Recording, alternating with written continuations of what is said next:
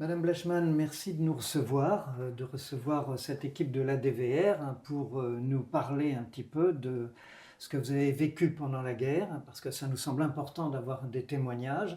Nous, c'est une association de défense des valeurs de la résistance, mais on s'intéresse à tout ce qui s'est passé parce que la résistance s'est développée dans un contexte particulier. Et donc, tout ce qui concerne le régime de Vichy, évidemment, ça nous intéresse. Et la situation que vous avez connue et la persécution que vous avez connue en tant que juive, eh bien, bien sûr, nous avons envie de pouvoir en parler et puis transmettre aussi aux jeunes, puis aux générations futures, ce témoignage. Si vous voulez, je vais me présenter. Je suis Georgette Blachman, je suis née le 8 août 1932. Je suis née en Meurthe-et-Moselle, à Lunéville, et mes parents venaient de Pologne, ils étaient d'origine polonaise. Ils sont arrivés en France, mon papa est venu le premier, il avait un contrat de travail. Il a travaillé d'abord dans une usine, justement, à Lunéville, dans une usine de wagonnets. Il avait un contrat d'1 an.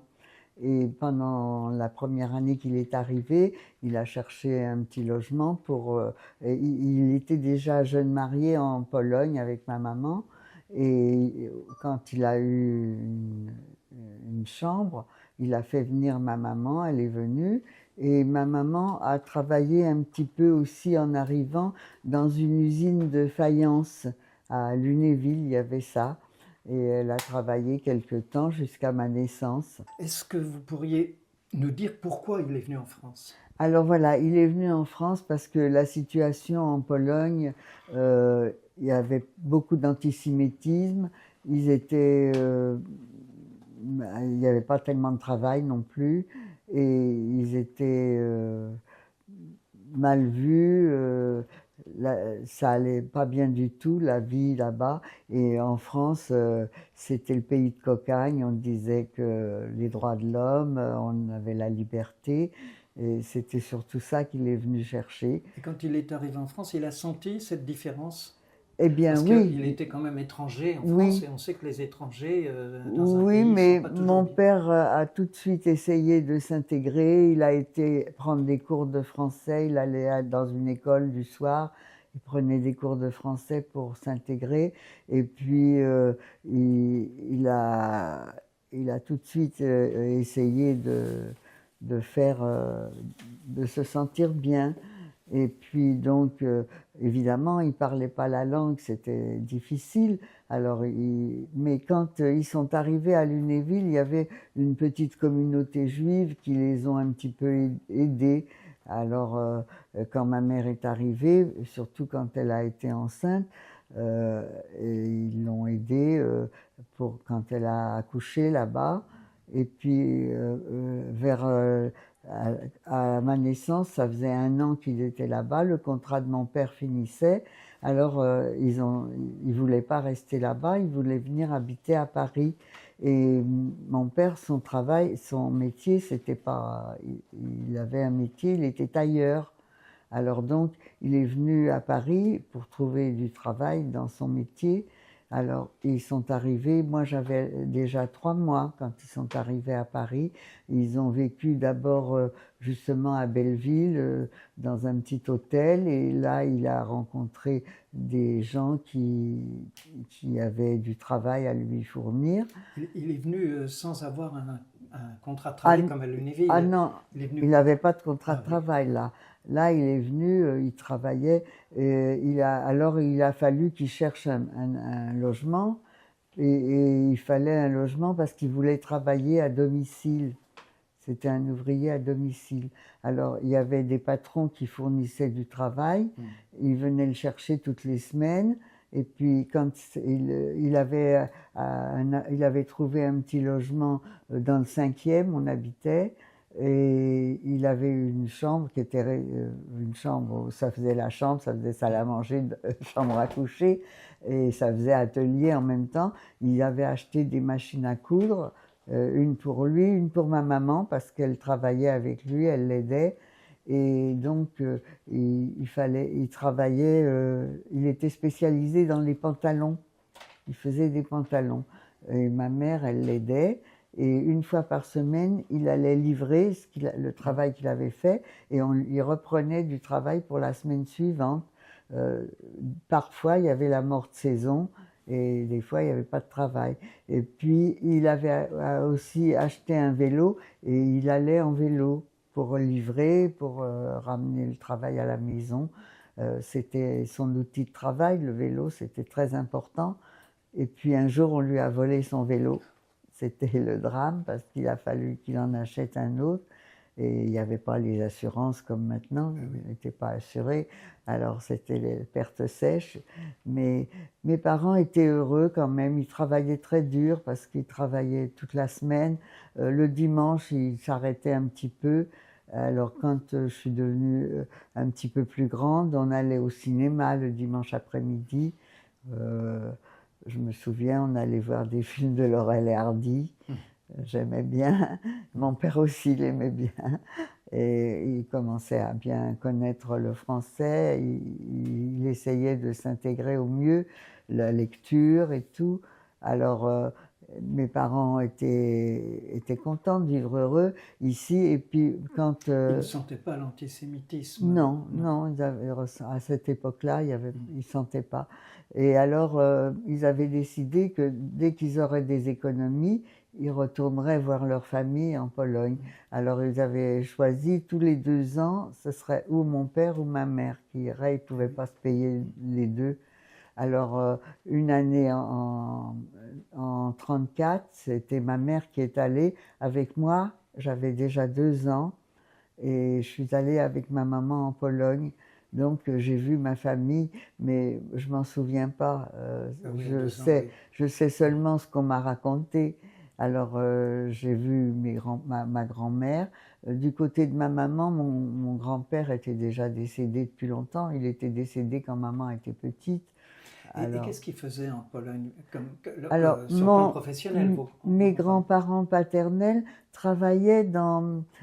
C'était un genre de mercerie, vous voyez, des cordons à rideaux, des choses comme ça. C'est ce qu'ils faisaient mes grands-parents paternels. Ils étaient d'où en Pologne? À Varsovie. Tous mes grands-parents des deux côtés étaient à Varsovie.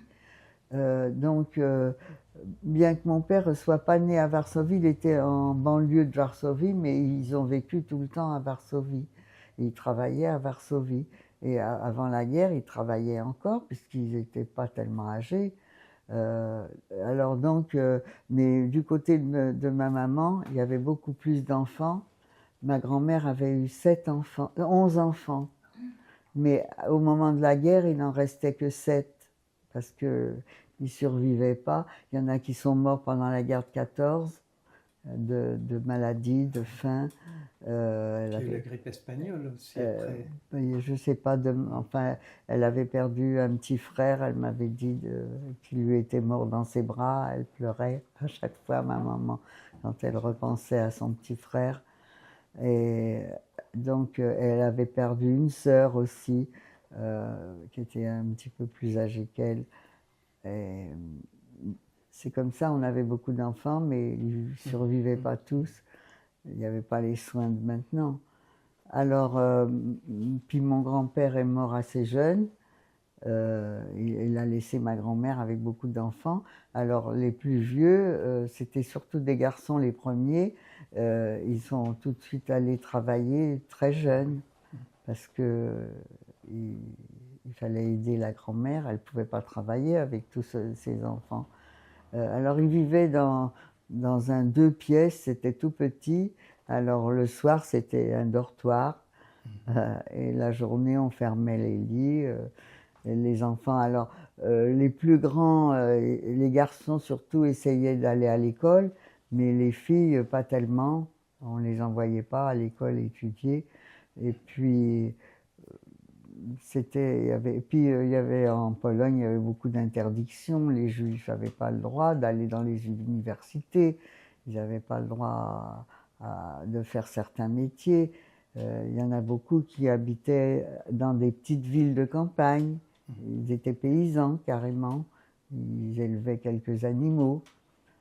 Et c'était la période de la dictature quand même. Ah Pologne, oui, Piłsudski. oui. Puis alors, il y avait des périodes où ils étaient sous le régime des soviétiques. Un jour ils étaient russes, un jour ils étaient polonais. Enfin, c'était un peu, c'était pas stable comme politique. Et dans la famille de votre père et de votre mère, ce sont les seuls qui sont venus en France ou les frères et sœurs sont venus aussi? Non, Non, juste mon père et ma mère. Mm.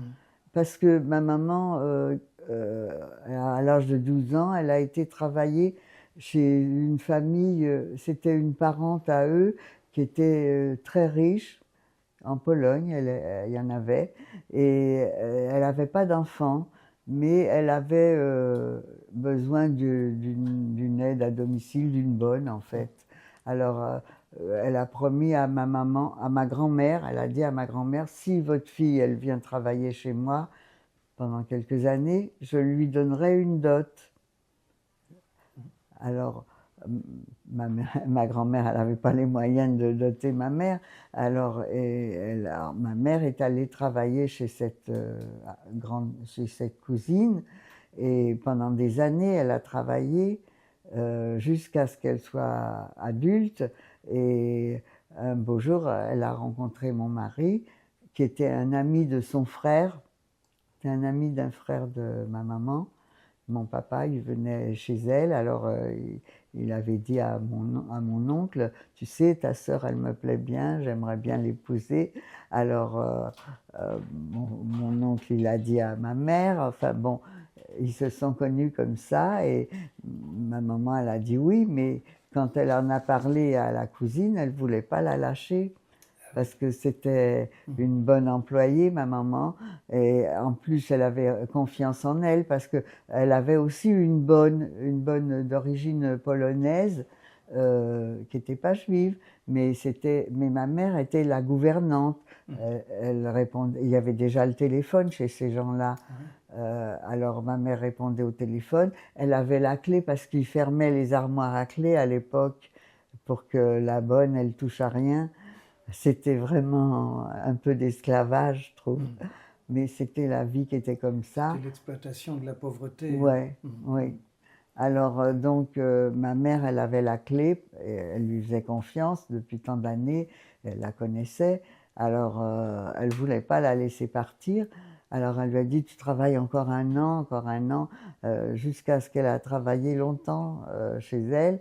Et quand elle est partie, elle lui a dit, alors, elle devait se marier, elle avait dit qu'elle lui ferait un grand mariage, mais en fait, elle n'a pas fait de grand mariage. De sa dot?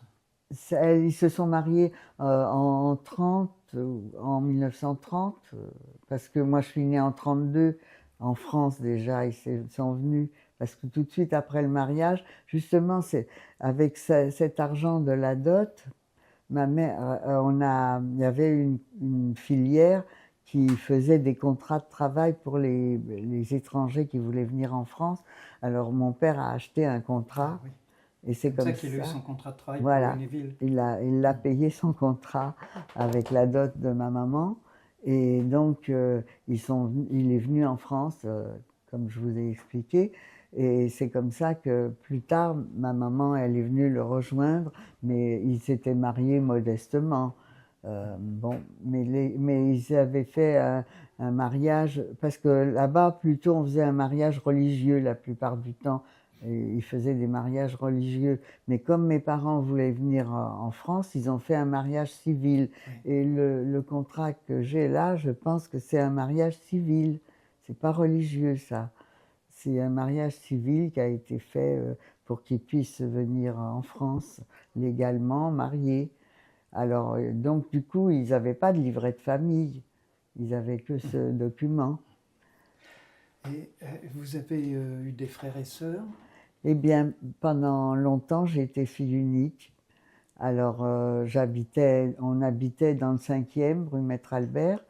Mes parents travaillaient, j'ai grandi, j'ai commencé à aller à l'école maternelle. Moi, je parlais le français. Et puis, à la maison, je parlais avec mes parents qui parlaient le yiddish. Alors, je parlais le yiddish avec eux. Et puis, Et votre mère a parlé français assez vite? ben, moins Parce vite que mon papa. souvent les femmes sont Bah, en restant à la voilà, maison, elles sont c'est ça. isolées. Elle apprenait parce qu'elle parlait, elle allait au marché faire les courses, alors c'est comme ça qu'elle apprenait. Oui. Elle savait moins bien parler le français que mon papa, mais comme elle savait lire et écrire, elle le lisait et elle écrivait phonétiquement le français. Comme elle parlait, elle écrivait, mais c'était avec des fautes forcément. Mais enfin, elle se débrouillait. Et alors, mais moi, quand j'arrivais, je leur parlais souvent en yiddish, mais quand elle voulait savoir un mot en français, elle me le demandait. Et c'est moi qui les éduquais un peu au fur et à mesure que j'ai grandi. Ben oui, bien sûr. Alors, j'ai été fille unique. Pendant qu'ils travaillaient, ma mère me faisait une petite poupée avec un chiffon, c'est tout. Avec une boîte de carton, c'était le berceau. Et c'était les seuls jouets, je n'avais pas de vrais jouets. Mais ça allait bien. Ils étaient pas malheureux, ils travaillaient beaucoup, mais ils faisaient beaucoup d'économies pour pouvoir vivre un peu mieux. Et puis, j'allais à l'école quand je jouais dans la rue. C'était une petite rue, il n'y avait pas beaucoup de voitures à l'époque, tous les enfants jouaient dans la rue parce que les appartements c'était petit, il n'y avait pas de place. Ça faisait atelier et appartement en même temps, c'était tout petit. Il y avait une minuscule cuisine qui faisait à peine 1 mètre carré. Il n'y avait pas le confort, il n'y avait pas l'eau. Il fallait que ma mère aille monter chercher l'eau et il fallait monter un étage pour aller chercher de l'eau. Et puis après, pour vider les eaux usées, il fallait les descendre dans les toilettes qui étaient un étage en dessous. C'était des toilettes à la turque. Alors on allait aux toilettes à la turque, on n'avait pas le confort du tout. Mais c'était la vie qui était difficile. Ils n'étaient pas malheureux, mes parents chantaient beaucoup. C'est ce que vous dites, hein, la vie était dure, mais vous étiez heureux parce que bon, il n'y avait pas un environnement hostile. Voilà, ils ne se sentaient pas persécutés, ils se sentaient tranquilles, quoi. Et à l'école, vous n'avez pas ressenti de réflexion? Je ne parle pas seulement d'antisémitisme, mais simplement parce que vous étiez d'origine étrangère. Non, moi j'avais pas de ce genre de, j'ai jamais eu ce genre de soucis. Alors j'ai d'abord été à la maternelle, ensuite j'ai grandi et j'ai été à la grande école, et c'est à ce moment-là, la première année que je rentrais à la grande école, que la guerre a éclaté en 1939. Alors mes parents avaient quelques économies et mon père a dit ben écoute, on va acheter une maison à la campagne, parce qu'il a dit quoi qu'il arrive, l'argent, ça ne vaudra rien. Et le terrain, même si la maison, on l'écroule, elle est bombardée, le terrain, ce sera toujours une petite valeur. Il nous restera toujours quelque chose de nos économies. Oui, on pouvait imaginer que Paris serait bombardé éventuellement. Oui, oui, c'est ça. Ouais. On imaginait absolument. La campagne, a priori, c'est plus calme. Oui, c'était la campagne, mais c'était la banlieue de Paris. Ah oui. C'était à Villepinte. Ah oui. Mais maintenant, c'est Paris. Mais à l'époque, il y avait des vaches. On allait chercher le lait à la ferme. C'était la campagne, vraiment la campagne. Il y avait des champs de blé. Je me rappelle quand ils coupaient parce que j'y suis allée, quand on coupait les blés, on allait glaner derrière, ramasser des graines pour s'amuser. Et puis même des fois, les paysans nous demandaient d'aller ramasser les doryphores parce qu'il y avait des champs de pommes de terre. Sur les pommes de terre, on ramassait les doryphores. C'était vraiment la campagne. Et les choses ont bien changé depuis 80 ans, 90 ans. Alors, ils ont acheté c'était une petite baraque en bois, la maison. Et il n'y avait pas le confort non plus. Il y avait une cabane au fond du jardin avec un siège, et il fallait faire un trou dans la terre pour le vider. Mais on on n'en a pas profité parce que c'était tout de suite la guerre et mon père il n'était pas appelé parce que comme il n'était pas français, ah oui, alors quand moi je suis née, mon père a demandé ma nationalité française. Oui. Et aussitôt, j'ai été donc naturalisée. Mais il a demandé la naturalisation pour lui et pour ma maman, Oui, et on lui a refusé. Et pendant longtemps, et avant la guerre, il a fait plusieurs demandes, elles ont toujours été rejetées. Il n'a jamais été naturalisé. On leur disait pourquoi c'était rejeté? Peut-être parce que j'étais une fille et que je n'étais pas bonne pour l'armée plus tard. Ah oui. Peut-être. Pour votre père, ça aurait été une des raisons pour lesquelles sa Peut-être, candidature... oui. Peut-être, oui, parce qu'il n'y avait pas de motif. Il était là depuis pas mal d'années. Ben oui, Ça faisait presque 10 ans qu'il était en France. Et il parlait pas mal le français. Il avait appris à lire, à écrire. Il travaillait. oui, mais c'est vrai il avait tout... Mais de toute façon, au moment de la guerre, c'est vrai que la crise avait... Après, on naturalisait voilà, plus pendant oui, la guerre. oui. Hein. Alors, comme il était étranger, on l'a pas appelé à l'armée, mais il s'est engagé comme volontaire dans les régiments étrangers. Alors donc, il est parti à l'armée. Et moi, je suis restée, j'étais encore avec ma maman, toute seule. J'avais pas de frères et sœurs à l'époque. Donc, il est parti soldat. Et nous, à Paris, dans notre quartier, peut-être ailleurs aussi, on nous a donné des masques à gaz parce qu'ils craignaient qu'il y ait les bombardements comme pendant la guerre de 14, qu'il y allait y avoir des gaz. Alors on avait des masques à gaz et puis quand il y avait des alertes, il fallait descendre au Jabri et chaque personne, chaque maison avait un endroit où aller. Nous, dans mon immeuble, il n'y avait pas de cave pour s'abriter. Il fallait qu'on aille 2 rues plus loin dans un immeuble. C'était là-bas qu'on devait aller quand il y avait une alerte. Alors il y avait une dame à côté d'une voisine à ma maman, qui était une dame âgée qui vivait seule. Et quand il y avait l'alerte, elle venait avec nous et on allait dans cet abri.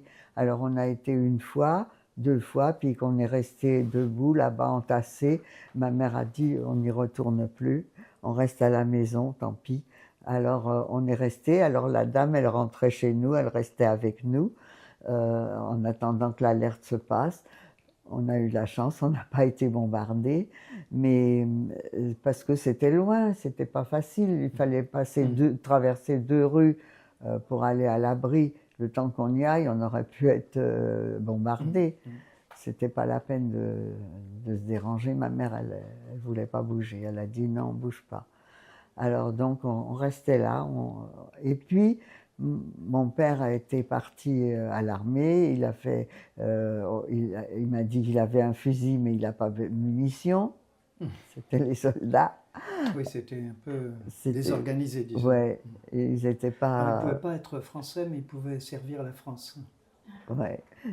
Oui, il pouvait, oui, il s'était engagé volontairement, oui. Oui, bien sûr, mais bon, c'est quand même quelque chose qui c'est parce qu'il tenait à défendre le pays qu'il l'avait accueilli. C'est tout à son honneur, mais je veux dire, c'est moins à l'honneur du pays qu'il défendait. Oui, ils n'en voulaient pas comme Français. Alors, donc, ça s'est passé comme ça, et jusqu'à ce qu'il y a eu l'armistice. Donc, les Allemands sont arrivés à Paris. Et nous, on nous a, les Parisiens, on nous a fait partir de Paris, de mon quartier du 5e, on est allé en Normandie. On nous a mis dans un petit village près de Lisieux, par là.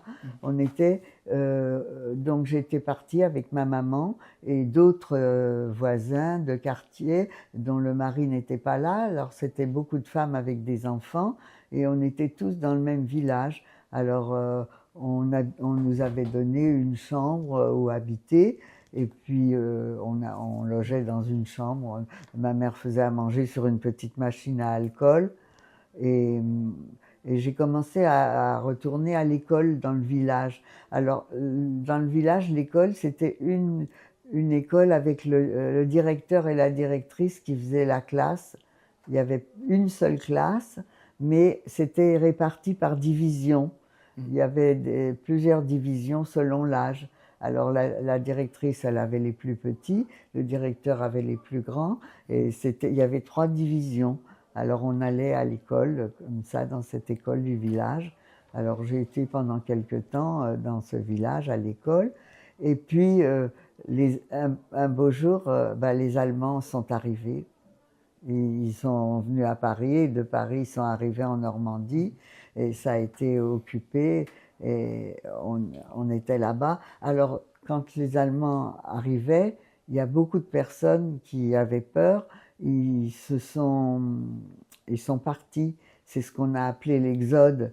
Oui, c'est ça, j'allais vous poser la question. Vous, vous êtes parti en Normandie avant l'exode. Avant, oui, oui. Et quand il y a eu l'exode, ma mère, elle n'a pas voulu bouger. Elle a dit non, non, c'est pas la peine qu'on aille se faire tuer sur les routes, se trimballer avec nos baluchons, c'était pas la peine. Elle a dit on reste là, on bouge pas. Et on est resté. Il y avait les Allemands, oui, qui étaient là, mais bon, ils ont occupé la mairie. Et puis ils ont occupé la maison où le maire habitait, ils se sont installés, c'était leur quartier général, et ils nous embêtaient pas. Hein. Oui, au début, ils avaient des consignes de préserver la population. Oui, on nous embêtait pas. Et alors, quand il y a eu l'armistice, vous êtes rentré à Paris avec votre maman? Ben, on n'est pas rentré tout de suite. Il y a d'abord eu l'exode. Alors les gens sont partis sur les routes, il y en a qui sont fait tuer même parce qu'il y a eu des bombardements, et c'était même par les Alliés, hein, c'était les Anglais qui bombardaient, et ils bombardaient sur les routes, il y avait les Allemands, alors les civils ils se faisaient tuer aussi. Ma mère, elle n'a pas voulu bouger, elle a dit non, non, on reste là. Oui, alors on est resté là jusqu'à ce que... elle a dit c'est pas la peine qu'on reste là puisque les Allemands sont ici, les Allemands sont à Paris, on retourne à Paris chez nous. Alors on est rentré à Paris et j'ai vécu quelque temps encore à Paris. J'ai recommencé à aller à l'école tandis que mon père était mobilisé. Il n'était pas revenu à la maison, il n'avait pas eu de permission, on ne l'avait pas revu. Il n'a pas été démobilisé rapidement? Pas tout de suite, non. Ouais. Pas tout de suite. Il a été démobilisé quand il y a eu l'armistice, quand on a démobilisé tous les soldats. Ah oui, oui. En 1941. Alors, il a été démobilisé, mais lui, à ce moment-là, il était en zone libre, parce qu'il y a eu la séparation, il y a eu la zone libre et la zone occupée. Alors, il a été démobilisé dans le sud de la France, en zone libre. Alors, beaucoup de personnes qui avaient été soldats comme ça sont revenus à Paris chez leur famille. Et mon père, il n'a pas voulu revenir. Il a dit non, non, moi je ne viens pas chez les Allemands, il n'y en a pas là-bas, je reste où je suis. Et donc, il a fait le nécessaire pour que ça soit le contraire, ma maman et moi, qui viennent le rejoindre. Oui. Alors, il nous a envoyé un passeur. Il a trouvé un passeur qui connaissait la ligne de démarcation, et il l'a payé. Et on a eu rendez-vous à Vierzon. C'était l'endroit où il y avait la ligne de démarcation. Et alors, on avait rendez-vous avec ce passeur. Et on est arrivé par le train à Vierzon. Il nous a amenés dans une ferme. On a dormi une nuit dans la paille, chez des paysans. Et vers 4 heures du matin, il y avait d'autres familles que ma maman et moi. On n'était pas les seuls. Il devait traverser d'autres personnes. Alors, le passeur est venu nous chercher avec un camion. On est monté dans le camion et on a traversé le fleuve, je crois que c'était le Cher. Oui, sans doute, à Vierzon. Oui, si je ne me trompe pas. Et alors, on a traversé un pont Et de l'autre côté du pont, il nous a dit, voilà, vous êtes en zone libre ici. Et le pont n'était pas gardé. Non, parce qu'il connaissait les heures de passage des patrouilles. Le passeur, il connaissait bien la région, il était du pays, il connaissait bien et c'était pas la première fois qu'il le faisait. Il se faisait payer, mais... Il se faisait payer, mais au moins il il ne pas livré. Il était honnête, oui. Parce qu'il y en a qui ont livré les gens après s'être fait payer ou les avoir dévalisés. Oui, je vous le raconterai par la suite. Alors, il nous a fait passer et là, il nous a dit, bon, ben, maintenant, vous êtes en zone libre. Alors, on a été à une gare et on a pris un train et on est allé à Montauban. Mon père était à Montauban. Il habitait dans une petite chambre de bonne au 6e étage, sans le confort évidemment, mais il avait trouvé du travail là-bas. Il travaillait, il y avait une grande entreprise de confection qui avait embauché pas mal de gens comme mon papa qui étaient ailleurs. Parce que dans son régiment, il y avait beaucoup de juifs engagés volontaires et beaucoup étaient ailleurs. Alors, l'entreprise, elle les a embauchés.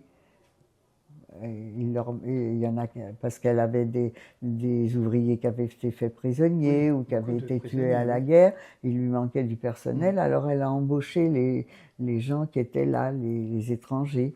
Alors donc mon papa a trouvé du travail, il a trouvé cette chambre de bonne et il nous a fait venir. Donc on est arrivé, ça faisait 2 ans qu'on ne s'était pas vus. Oui, il était parti en 40. Oui, en 40, on était en 42. Alors, avant on est parti juste avant parce qu'il y a eu les lois de Pétain qui ont dit que tous les juifs d'abord devaient se faire recenser. Alors, quand on était encore là, quand on s'est fait recenser, alors ma mère, elle a été se faire recenser, évidemment, respectueuse de la loi. Mais on est parti en zone libre avant de porter l'étoile. L'étoile, c'était en juin 42. Voilà, alors moi j'étais partie avant. Je ne me rappelle plus quel mois j'étais, mais peu de temps parce avant. Parce qu'à 7 ans, vous auriez dû la porter. C'est 6 ans. Oui, oui, c'était à partir de 6 ans, oui. Ah oui, j'aurais été obligée de la porter. Mais on était parti avant, et comme j'étais en zone libre, je ne l'ai pas eu. Donc, je n'ai pas porté l'étoile jaune. Mais beaucoup de mes amis qui étaient restés à Paris l'ont portée, évidemment. Donc, on était plus ou moins en sécurité. Jusqu'à ce que les Allemands arrivent en novembre. Exactement, jusqu'à ce que les Allemands arrivent. Et même quand les Allemands étaient là, ce n'est pas tout à fait les Allemands qui faisaient des rafles, c'était même les Français de Pétain, les collaborateurs. Et donc, je suis arrivée là-bas, je suis tombée malade. Je ne pouvais pas aller à l'école, j'ai été hospitalisée, j'avais une pleurésie. À l'époque, c'était grave parce qu'il n'y avait pas d'antibiotiques. Alors, j'étais à l'hôpital de Montauban et puis mes parents venaient me voir une fois par semaine à l'hôpital. C'était tenu par des sœurs, des religieuses à l'hôpital. Je suis restée 3 mois à l'hôpital. Oui, en effet. Et bon, j'allais mieux, mais il fallait que j'aille dans un... sanatorium. Oui. Après ça, on m'a envoyé à la montagne, dans les Pyrénées. C'est pas très loin des Pyrénées, Montauban. Alors, j'ai été là-bas pendant 6 mois. Alors, quand je suis arrivée là-bas, il y avait une période de quarantaine. Parce que si j'étais contagieuse, il ne fallait pas que je contamine les autres enfants. Alors, pendant la quarantaine, elle durait 3 semaines. Alors, j'étais enfermée 3 semaines à attendre de pouvoir rejoindre les autres enfants. Je m'ennuyais, j'étais malheureuse. Parce que après, quand les 3 semaines se sont écoulées, j'ai pu rejoindre tous les enfants et avoir la même vie qu'eux, manger ensemble avec eux, aller. On avait un peu d'école le matin À l'après-midi, il fallait qu'on fasse la sieste parce qu'on était tous des enfants malades quand même. Alors il fallait, c'était ça nos soins, c'était bien manger, se reposer et puis l'air pur, voilà. Et là, il n'y avait pas de distinction entre Non, enfants juifs et non juifs. mais de toute façon, moi, j'avais pas dit que j'étais juive. Et personne ne le savait. Et comme il y avait une fois par semaine, il y avait du catéchisme, j'allais au catéchisme avec tous les enfants. Et puis, comme je commençais, j'avais déjà 9 ans en passé, 10 ans bientôt. C'est en 43. J'avais 9 ans. En 42, oui, enfin 42, en 42, non, c'était en 42, j'avais 10 ans. 32, 42, j'avais 10 ans. Le curé voulait que je fasse la communion, la première communion. Alors, il me disait, tu écris à ta maman qu'elle t'envoie ton certificat de baptême. Alors, je disais oui. Et puis, je ne pouvais pas le demander à ma maman, je savais que j'en avais pas. Parce que, évidemment, j'étais bien informée. Hein. Je savais bien qu'il ne fallait pas que je dise que j'étais juive. Parce que mais votre famille, enfin vos parents n'étaient pas pratiquants ou... Non, pas du tout. On n'était pas religieux du tout. Chez moi, on n'était pas pratiquants ni rien. Je connaissais pas grand-chose de la religion juive. Je savais qu'on était juifs, c'est tout. Mais parce que maman, elle parlait le yiddish et parce qu'elle était d'origine polonaise, c'était tout un mélange. Mais on ne pratiquait pas chez mes parents. Peut-être une fois par an, ma mère, elle allait à la synagogue pour Yom Kippour, par tradition, mais c'est tout. Il n'y avait rien. Alors donc, j'attendais. Alors le curé me disait tout le temps, alors tu l'as reçu ton certificat? Pas encore, pas encore. Il fallait que je me défende. Et puis bon, mes parents, ils étaient tenus à résidence. Ils n'avaient pas le droit de bouger. Parce que vous avez vu, mon père avait une carte d'identité sur laquelle c'était marqué juif, lui.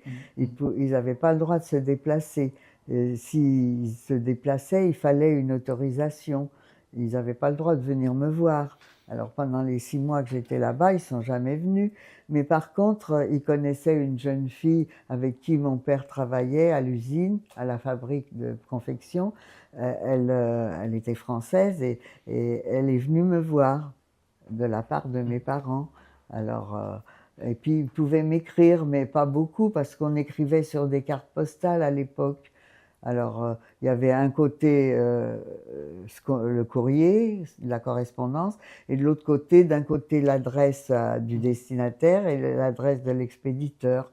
On ne pouvait pas écrire grand-chose, c'était ouvert, c'était pour que ça puisse être contrôlé facilement, le courrier. Alors, on n'écrivait pas grand-chose, juste tout va bien, et puis voilà. Et puis, donc, je suis restée quand même 6 mois. Et ce certificat de baptême, vous ne l'avez pas eu? Je l'ai jamais eu, non. Il s'est passé de moi, je n'ai pas fait ma communion. Oui, non, mais je veux dire, il aurait pu se dire, bon, il y a quelque chose de pas clair, et il ne vous a pas cherché d'ennui? Non, il m'a pas cherché. Non, il n'a rien dit, non, il n'a rien, non. Non, j'ai pas eu de problème.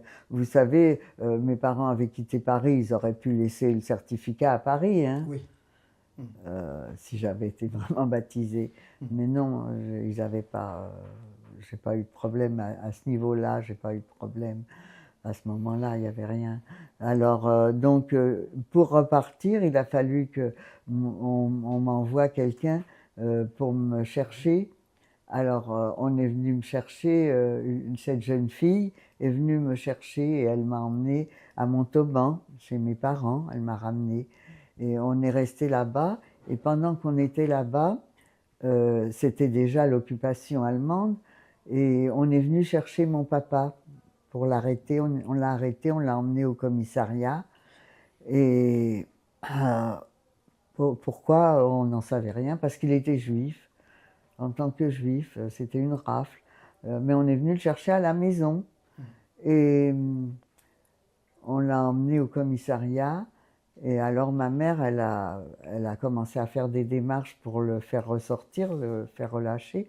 Elle a été au commissariat, elle a dit, écoutez, voilà, on a un enfant français, il vient de faire son service militaire, il était engagé volontaire, et puis j'attends un bébé. Ma maman attendait un bébé. Alors ça, c'était la surprise, je croyais qu'elle le disait exprès, mais c'était la vérité, elle attendait un bébé. C'est pas le moment, mais c'était comme ça. Ils attendaient un bébé, ça faisait longtemps qu'ils n'avaient pas été ensemble.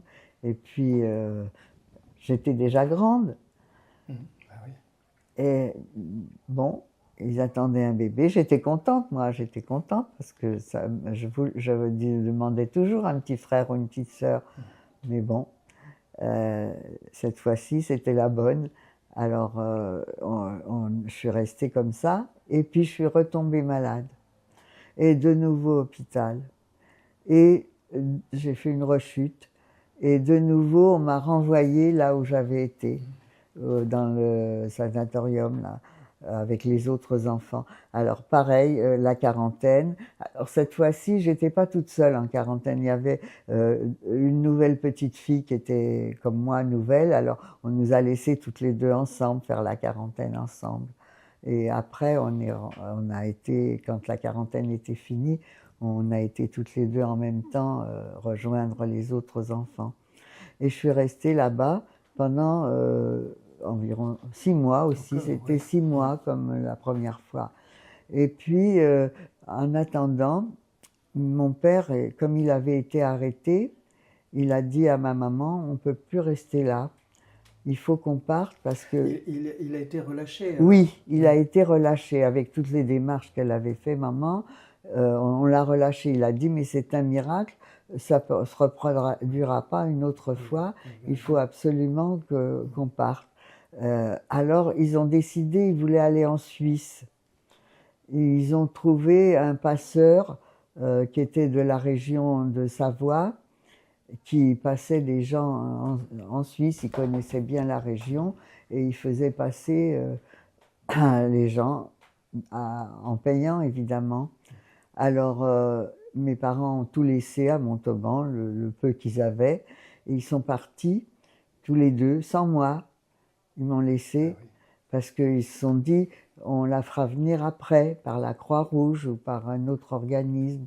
Alors, bon, ils sont allés près de la frontière, ils avaient rendez-vous avec ce monsieur, ce passeur, avec d'autres, il y avait aussi d'autres familles juives qui l'attendaient. Et puis voilà, c'était un escroc, il avait pris l'argent, il n'est jamais venu. Alors ils se sont retrouvés dans la région, c'était près d'Annemasse, et ils ne savaient pas quoi faire. Et ils ne savaient plus où aller, ils n'avaient rien. Alors, je ne sais pas comment ils se sont arrangés, je n'ai pas su exactement, mais mon père a trouvé du travail dans un petit village à Saint-Michel-de-Maurienne et dans une usine. Ce n'était pas son métier, mais tant pis, il a pris le travail qu'on lui donnait. Et il est allé s'installer là-bas. Et comme dans cette usine, ils embauchaient d'autres ouvriers, les messieurs, les autres familles qui étaient avec mes parents, ils sont tous allés à Saint-Michel-de-Maurienne pour travailler dans cette usine. Les messieurs travaillaient dans l'usine, les maris. Alors, et parmi eux, il y avait même un jeune, un homme célibataire. Il n'était pas si jeune, mais il était célibataire, il n'était pas marié. Il a été aussi travailler dans cette usine. Et alors, ils ont cherché à se loger dans le petit village. Alors, mon père, il a trouvé une cabane de berger dans la montagne pour se loger. Alors, ils ont été habités dans cette cabane, ma mère et mon papa. Et c'est là qu'ils vivaient. Il n'y avait pas le confort, évidemment, mais de là, il allait travailler tous les jours. Et maman, ben, elle s'occupait de la maison, elle faisait un peu la cuisine, comme elle pouvait. Et puis, ils sont restés là. Et alors, moi, je ne savais pas. J'étais partie. Et puis, ma maman, là-bas, elle ne pouvait pas accoucher là-bas parce qu'il n'y avait pas de docteur, il n'y avait pas de pharmacie, il n'y avait pas d'infirmière, il n'y avait rien. C'était un petit bourg, il n'y avait pas de magasin, il n'y avait presque rien. C'était vraiment le village. Alors, et puis, ils habitaient dans la montagne. Alors, et puis, alors moi, ça faisait 6 mois que j'étais dans le sanatorium et ils ne voulaient plus me garder. Alors mes parents, ils ne pouvaient pas venir me chercher. Il a fallu qu'ils trouvent quelqu'un. Alors, dans la ville de Chambéry, qui était la ville la plus proche de Saint-Michel-de-Maurienne, il y avait une association qui s'appelait l'UGIF. C'est une association juive qui cachait des enfants chez des paysans ou dans des familles qui voulaient bien les recevoir. Alors, ma maman s'est adressée à eux et elle leur a demandé s'il n'y avait pas quelqu'un qui pouvait aller me chercher. Alors, ils avaient des jeunes filles assistantes des Français, qui avaient la nationalité française et qui pouvaient se déplacer. Et alors, il y a une jeune fille qui est venue me chercher et pour me convoyer jusque Chambéry, jusque chez mes parents. Alors, quand elle m'a emmenée, et en cours de route, elle avait d'autres enfants. Alors, elle était toute seule avec on était 5 enfants. Et on est passé par Lourdes. Et à Lourdes, on n'avait plus de train, il fallait passer la nuit. Alors, elle avait loué dans une chambre à l'hôtel, on était tous dans la même chambre. Les 5 enfants, on était dans le même lit. 3 têtes d'un côté et 2 au pied, tête bêche. On a dormi comme ça et elle a dormi sur un matelas pneumatique par terre, la jeune fille, dans la même chambre. Elle n'avait pas les moyens de payer plusieurs chambres. Alors on a dormi comme ça une nuit et puis le lendemain on est allé à la gare pour prendre un autre train et les trains c'était pas à l'heure exact, il fallait attendre dans les gares, il faisait froid.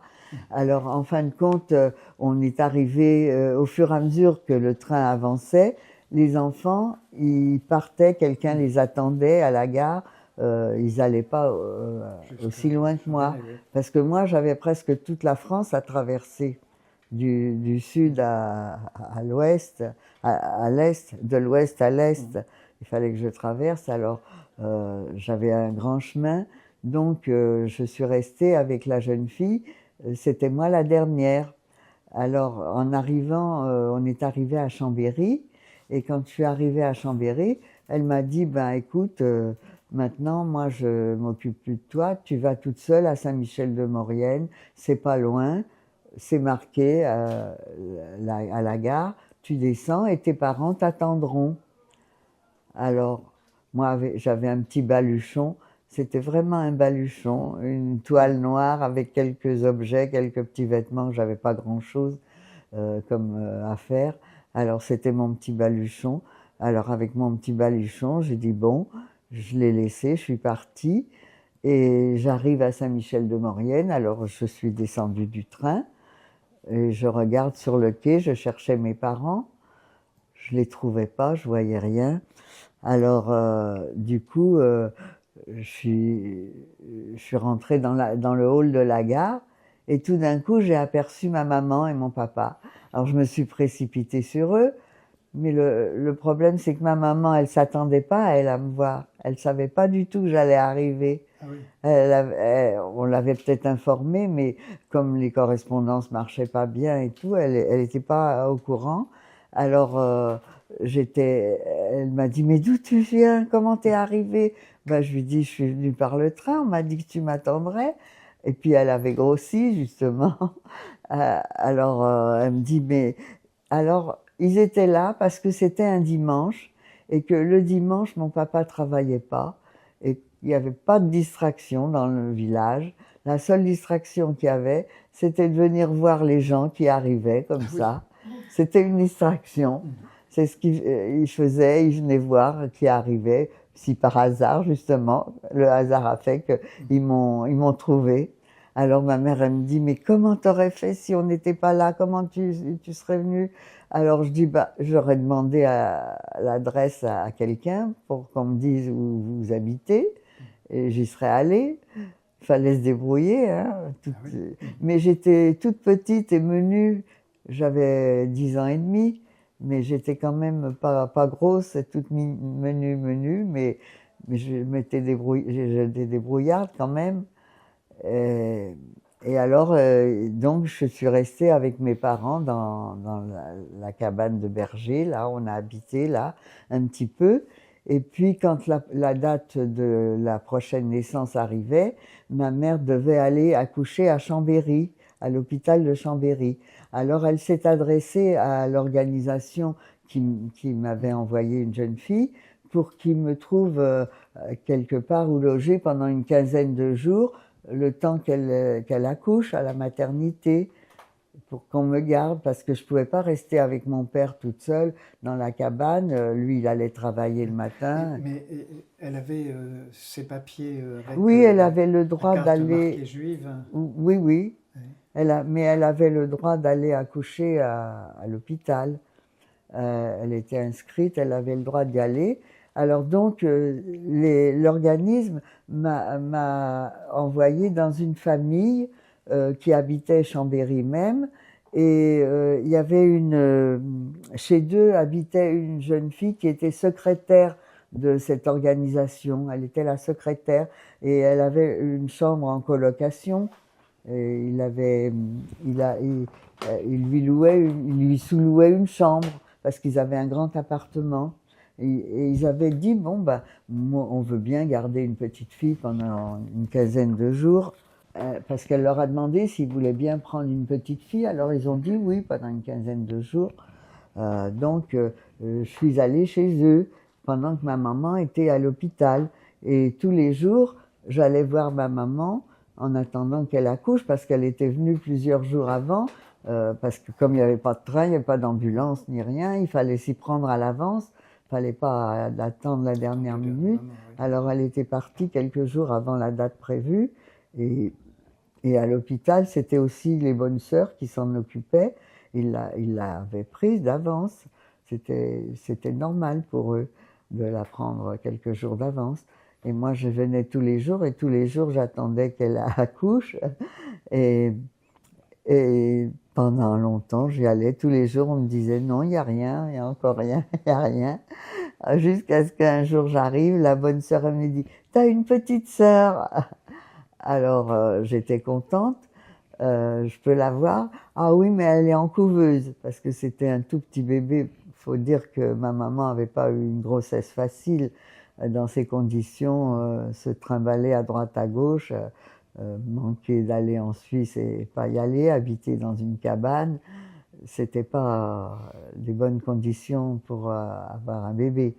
Mais enfin bon, alors ma sœur était un tout petit bébé, et puis alors donc elle était en couveuse. Alors j'ai été la voir, la trouvé toute petite évidemment, mais bon, après je rentre à la maison et puis j'écris une lettre à mon père, une carte que j'envoie à mon père pour lui dire que le bébé est né, que c'est une petite fille et que tout va bien en fait.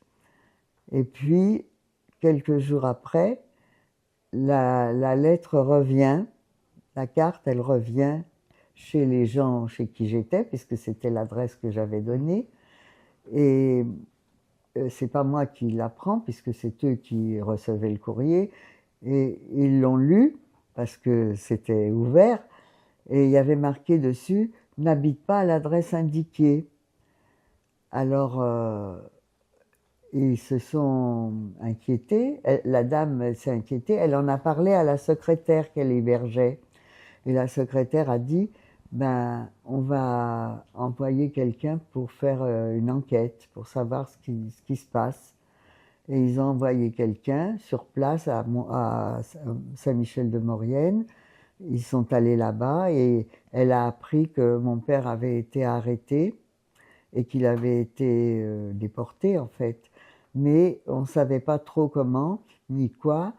Et alors voilà, ce qui s'était passé, c'est que mon papa, il ne voulait pas que maman vienne habiter avec un bébé dans la cabane de berger à la montagne, c'était mal chauffé. Alors il avait trouvé une chambre en ville, dans le village, une petite chambre où il avait loué, mais on n'était pas encore déclaré là, il n'était pas encore déclaré. Mais il était là en train de... C'était un jour, un dimanche, il était là en train d'arranger la chambre pour que maman puisse arriver avec le bébé. Et alors, le maire, avec avec des... Les gendarmes? Non, des volontaires avec les bérets noirs. La milice? Oui, avec les miliciens, oui. avec des miliciens.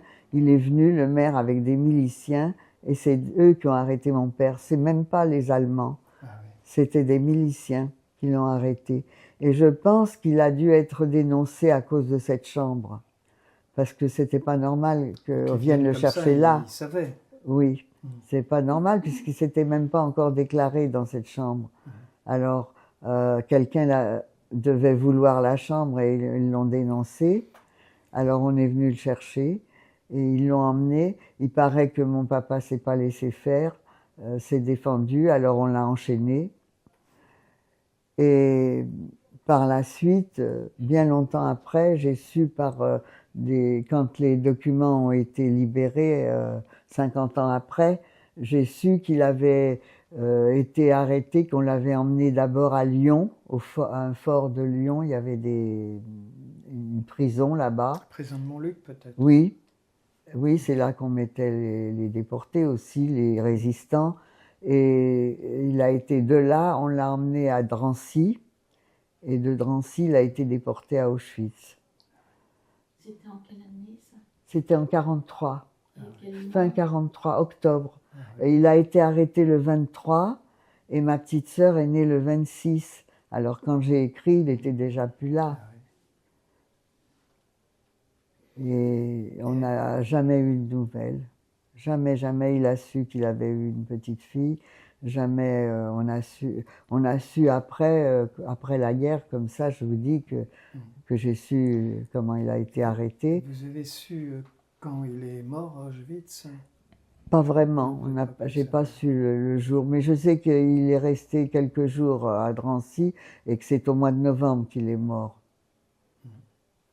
Il n'est pas resté longtemps. Pas resté longtemps. Il était né en 1901, il avait dans les 41, 42 ans. Mais il était apte à travailler? Oh oui, bah oui, bien sûr, il travaillait. À 42 ans, il n'était pas malade, hein. Il était en bonne santé, il venait d'avoir un bébé. Il n'a jamais su. Oui. Non. Alors, donc,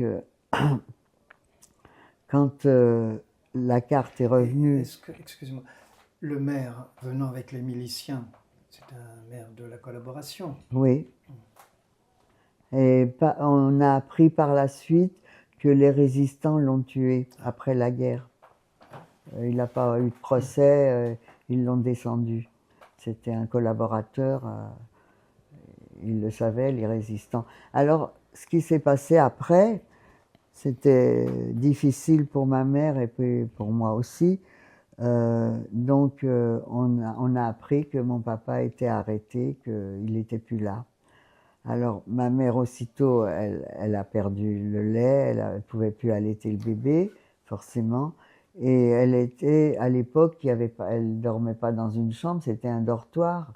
Alors, elle pleurait, mais elle était obligée de se cacher sous les couvertures pour pas elle ne savait pas qu'est-ce qu'elle avait comme voisin, si elle aussi, on allait la dénoncer. Et elle ne savait pas ce qu'elle allait devenir. C'était la secrétaire qui était venue lui dire... Et en même temps, on me l'avait dit de mon côté, à moi aussi. Et quand la fois où j'étais la voir, on pleurait toutes les deux. Alors, bon. Et alors, elle ne savait pas quoi faire. Et comme dans cet hôpital, il y avait un asile qui hébergeait les jeunes filles qui étaient des filles mères.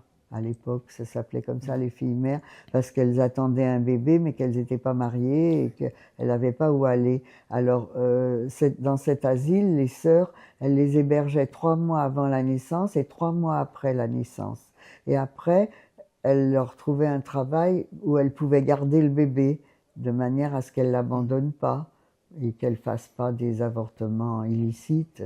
À l'époque, c'était interdit et c'était dangereux parce qu'elle faisait, oui, elle faisait des bêtises, elle pouvait mourir, s'infecter et tout. Alors donc, pour qu'elles puissent garder l'enfant, on les hébergeait. Alors voilà.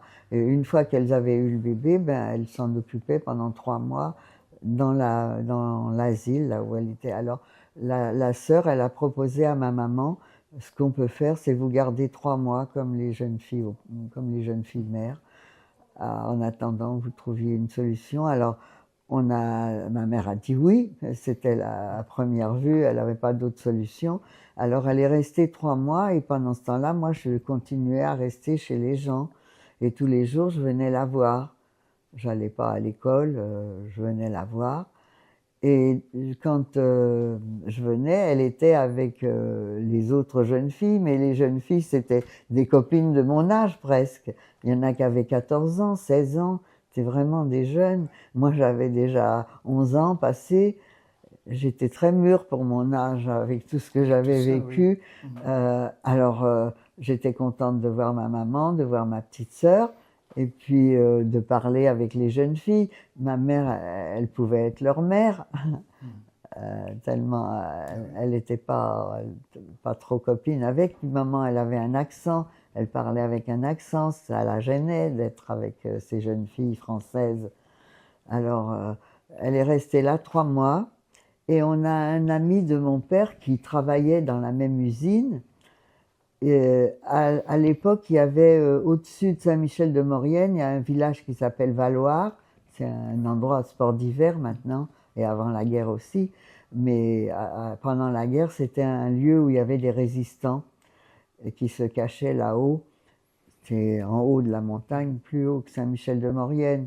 Alors, c'était un monsieur qui était célibataire, dont je vous ai parlé, et un copain de mon père.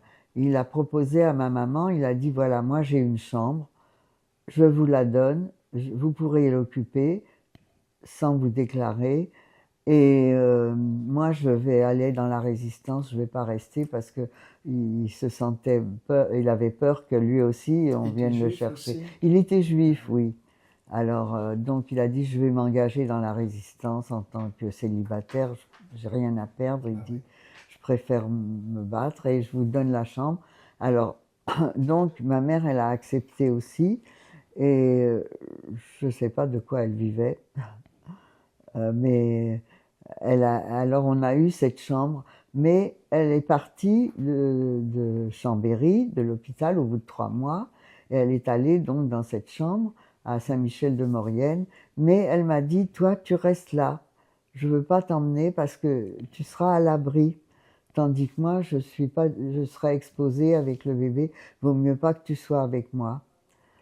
Alors, vous êtes resté chez les mêmes personnes. Voilà. Oui, les gens étaient très gentils. Le monsieur travaillait, et il était un handicapé de la guerre de 14. Et il était dans un fauteuil roulant, mais il travaillait à la préfecture de Chambéry. Il allait travailler en fauteuil. Et ils voulaient bien que je reste chez eux, ils me gardaient, ils étaient payés. Hein. Ils savaient que vous étiez juive? Ah oui, oui. Donc ils prenaient des risques? Oui, ils prenaient des risques. La jeune fille, la secrétaire, elle était juive aussi. Alors, et donc, ils ont dit qu'on va me garder, ils me gardaient. Et moi, j'écrivais tout le temps à ma maman que je m'ennuyais, je voulais la rejoindre. Alors donc, elle était partie, c'était vers janvier. Alors, quand elle est partie, j'ai commencé un peu à aller à l'école. Et puis, j'écrivais tout le temps que je voudrais la rejoindre. Alors, un beau jour, elle m'a cédé. Elle m'a dit, bah, t'as qu'à venir. Alors, j'ai remballé mon baluchon. Toujours mon petit baluchon, j'en avais pas beaucoup plus. Et puis, j'ai pris le train de Chambéry à Saint-Michel-de-Maurienne. C'est pas très loin, puis je connaissais déjà le village. Alors, je savais où c'était, là, où elle habitait. Donc, je suis venue habiter avec elle. Je dormais dans le même lit que ma mère, et puis il y avait un petit berceau pour ma petite sœur. Et puis, on vivait dans la petite chambre. Et seulement, il y avait dans l'immeuble, il y avait une jeune fille qui fréquentait les Allemands. Et à chaque fois qu'on entendait dans les escaliers monter des Allemands, on croyait que c'était pour nous. Alors, on tremblait, on avait le cœur qui palpitait. Enfin, c'était une période de troubles difficiles. De peur. De peur, on avait tout le temps peur en permanence quand il montait au-dessus, on était ouf. C'était pas encore aujourd'hui pour nous, c'était pas ce jour-là. Votre mère n'avait pas de faux papiers, elle avait que ses papiers. Oui. Alors, un beau jour, le jeune homme qui nous avait prêté la chambre, il est revenu voir ma mère, il lui a dit, écoutez, j'ai un résistant qui est avec moi à la montagne, il connaît bien la région, si vous voulez, il peut vous faire passer en Suisse gratuitement, mais c'est très risqué, très très risqué, parce qu'il y a sans arrêt des patrouilles allemandes avec des chiens par là, et il faut faire très attention, c'est oui ou non. Puis surtout avec un bébé, quand même. Avec un bébé, et il ne faut pas de bruit, il ne faut rien. Qu'il peut pleurer. Oui.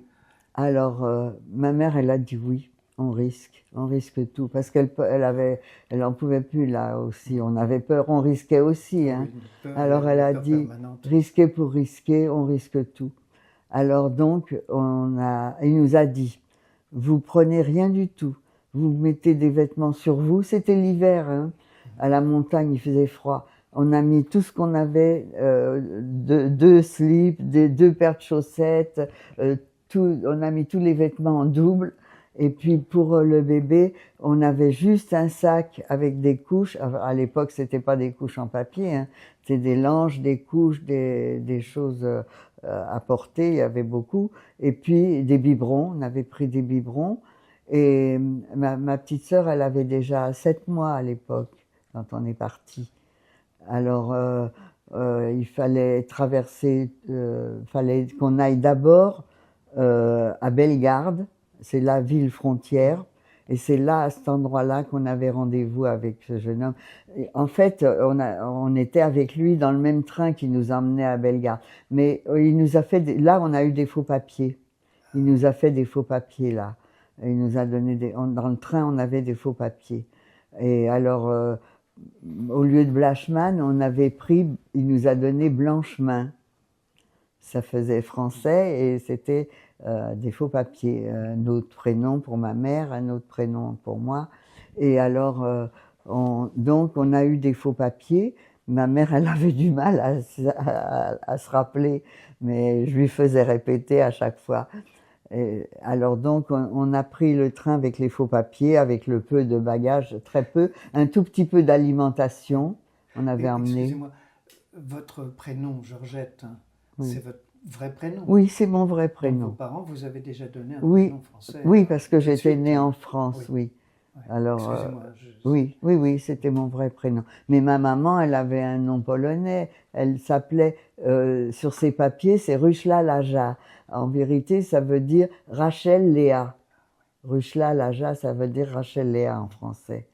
Mais ils n'avaient pas traduit. Sur tous ses papiers, c'est Ruchla Laja. Elle avait donné ce prénom-là. Et mon papa, c'était Smul. S-Z-M-U-L. Alors, on l'appelait Simon.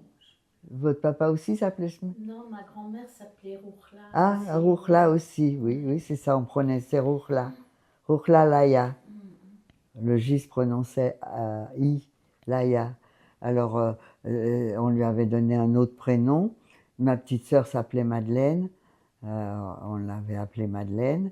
Et Blanchemin, comme nous. Alors, mais elle parlait pas, alors elle pouvait pas, c'était pas un problème pour elle. Donc on a pris le train et dans le train, ce jeune homme, il nous a jamais donné son nom. Il nous a dit si on est arrêté, qu'on ne sache pas, qu'on puisse pas le dénoncer, parce que si on est torturé, on ne sait jamais, on dénonce sous la torture. Alors on ne savait pas comment il s'appelait, ni d'où il venait, rien du tout. Il était anonyme, mais on le connaissait de vue. Et il nous a dit, moi je serai dans le train. Il nous surveillait de loin, il nous guettait, il voyait si on avait été arrêté, si on avait eu des problèmes, il le voyait. Mais ou si lui, il en avait eu, on l'aurait vu aussi, nous, on le voyait de loin. Mais on était dans le même wagon, mais à un bout de wagon de l'autre. Alors, et puis les wagons, à l'époque, vous savez, c'était des wagons, des sièges en bois, on se voyait. C'était une allée centrale et puis des sièges d'un côté de l'autre. Alors on le voyait au bout. Et quand à Bellegarde on est descendu, on savait qu'on devait descendre à Bellegarde, on est descendu, lui il est descendu de son côté et puis il nous a rejoints. Et de là, il nous a pris en charge, il nous a accompagnés. On a traversé la ville et après on est allé dans les bois. On a passé dans des bois, alors là c'était une marche très difficile parce que c'était pas des chemins qui étaient faits. On traversait les bois sauvages, il y avait des ronces, il fallait, ça nous arrachait, ça arrachait les cheveux, ça arrachait ma petite sœur, on l'avait emballée dans un burnous. C'était la mode, on mettait les bébés dans des burnous. Alors elle était dans un burnous, mais des fois il y avait des branches qui s'accrochaient, il fallait faire attention. Lui passait devant pour nous faire un passage, mais des fois ça rebondissait. Et puis il parlait pas, il fallait aller vite, vite, et en silence, et pas faire de bruit. Et puis il nous avait prévenu de ne pas porter beaucoup d'affaires. On avait juste un sac avec des biberons et puis un petit peu de nourriture pour nous, pour ma mère et moi, quelques bricoles, je sais pas, pas grand-chose à manger. Et puis on a marché pendant longtemps et de loin, des fois, on entendait les chiens aboyer, alors ils nous faisaient dépêcher. Parce que il y avait des horaires où ils passaient les patrouilles et si on était pris, ils nous tiraient dessus. Carrément, il n'y avait pas de... Alors on est arrivé à un moment, c'était une clairière et il y avait des barbelés, des grands barbelés arrondis, vous savez, hein, des rouleaux d'un barbelé. Et il nous a dit, ben c'est là, il faut passer là. Alors il a dit, c'est moi qui vais passer la première. Alors moi je ne pouvais pas passer, il m'a soulevé et puis il m'a élancé, il m'a jeté par l'autre côté et je suis retombée de l'autre côté sans problème. Et forcément j'étais pas lourde, j'avais 11 ans, je faisais je sais pas 22 kilos, 23 kilos, j'étais vraiment maigrichonne, j'étais une enfant chétive. Et donc il a dit, maintenant on va envoyer le bébé. Ah, alors ma mère, elle a eu peur, elle a dit, mais non, c'est pas possible. Il a dit, si, on va l'envoyer et elle va le rattraper. Alors, moi, je dis oui, je le rattraperai, mais je pouvais pas faire autrement. Mais ma mère, elle voulait pas lâcher. Elle disait non, elle va tomber dans les barbelés. Alors, il a dit, non, vous allez, ça va bien se passer, vous inquiétez pas. On va l'envoyer. Et le bébé, on avait eu la chance pendant tout le temps, elle avait dormi, elle n'avait pas pleuré. On avait de la chance vraiment. Alors, il a attrapé, elle était bien emballée, et il l'a jetée par-dessus, et je l'ai bien rattrapée. Il n'y a pas eu de problème avec le bébé. Alors ma mère, elle était soulagée. Elle ne s'est pas réveillée, la petite sœur?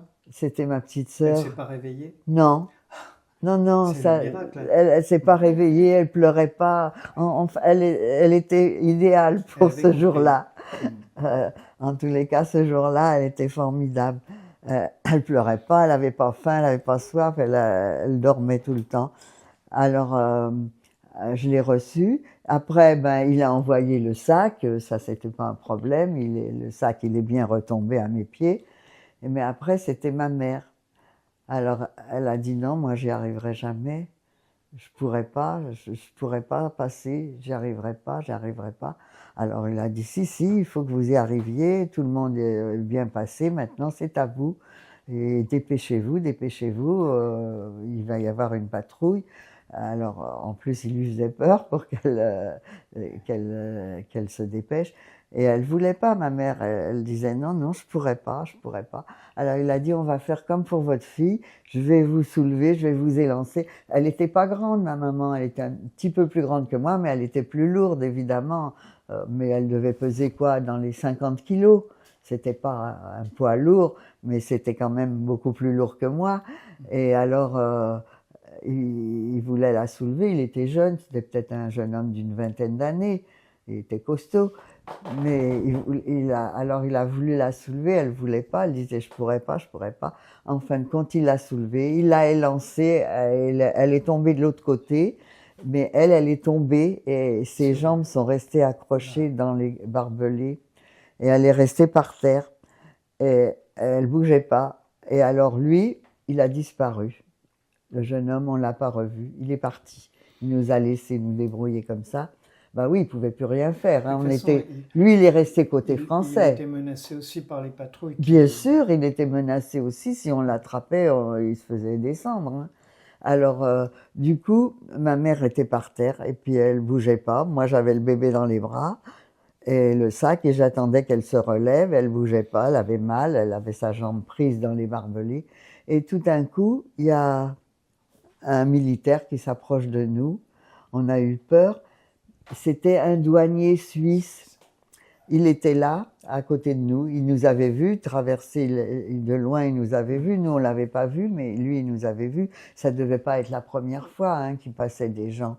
Alors, il s'est approché de nous et il a dit, Madame, vous pouvez pas rester là. Il faut que vous vous releviez vite parce que vous êtes encore dans un no man's land. Les Allemands peuvent vous tirer dessus. Vous êtes côté suisse, mais c'est un no man's land, ils peuvent vous tirer dessus là. Et il y avait une côte à monter à découvert. C'était une genre de prairie découverte. Et tout ça, c'était le no man's land. On pouvait nous tirer dessus encore. Si la patrouille nous voyait de loin, ils pouvaient nous tirer dessus. Alors, elle a tiré, ma mère, sa jambe. Alors, comme elle avait deux paires de bas, tout déchiré, sa jambe saignait. Elle s'est relevée tout en boitillant. Le soldat, là, il nous a pas aidés, hein, il nous a pas touchés, il nous a pas aidés. Moi, je portais le bébé, ma mère, elle a pris le sac, tout en boitillant. Et on a commencé à grimper la côte. Avec lui, il nous a accompagnés. Hein. Il nous a montés. On est monté en haut de la colline. On est arrivé. On l'avait même pas vu. Il y avait un cabanon en bois, une petite cabane en bois, et c'était le poste de douane. Alors là, à ce moment-là, on était sauvés. On était vraiment en Suisse. Là, ils pouvaient plus nous tirer dessus. On avait échappé. Alors, on a fait les premiers soins à ma maman. Non, il devait avoir un petit pansement à lui mettre. Ils ont fait les premiers soins à sa jambe. Et puis, ils nous ont demandé nos papiers, ils nous ont reçus. Et de là, on a été... ils nous ont emmenés dans... on a été dans des camps. On était des réfugiés. Alors, parce que les Suisses... rejetait certains réfugiés comme ça. Mais oui, et de toute façon, ils rejetaient les gens avec des enfants de plus de 10 ans. Ah oui. Et c'était un peu pour ça que mes parents avaient eu un bébé. Parce que moi, j'avais plus de 10 ans. Alors, ils les auraient pas pris en Suisse. Et il y en a, je connaissais des familles qui prêtaient leur bébé et qui changeaient les noms, qui leur donnaient des faux noms, parce que je connaissais une famille, elle avait 4 enfants, et une autre famille qui n'en avait pas, elle leur a donné un de ses enfants pour passer en Suisse. Après, elle l'a repris, évidemment, après. Mais c'était pour l'aider à passer. Elle avait un petit enfant de 4 ans et elle avait 4 enfants qui n'avaient pas plus de 10 ans, ils se suivaient les uns les autres. Alors, elle pouvait lui donner un enfant. Elle a prêté son enfant à une autre. Il fallait faire des combines comme ça, c'était pour se sauver, c'était tous des juifs. Alors, on est arrivé, on nous a emmenés dans un camp à Genève. Alors, on a été en quarantaine. Alors, on dormait dans une grange sur de la paille, des familles entières, avec des hommes, des femmes, des enfants, tout le monde mélangé. On se déshabillait même pas, on dormait tout habillé sur la paille, comme ça, pendant quelque temps, jusqu'à ce qu'on ait passé la quarantaine, une vingtaine de jours aussi.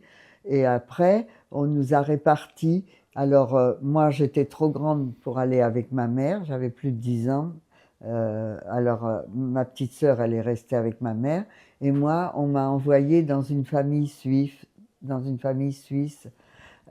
C'était dans une petite ville, je me rappelle plus le nom, en Suisse française, hein, dans le canton de Vaud, et c'était des gens très riches dans le village. Ils étaient propriétaires d'un grand bazar. Et dans le bazar, ils vendaient de tout.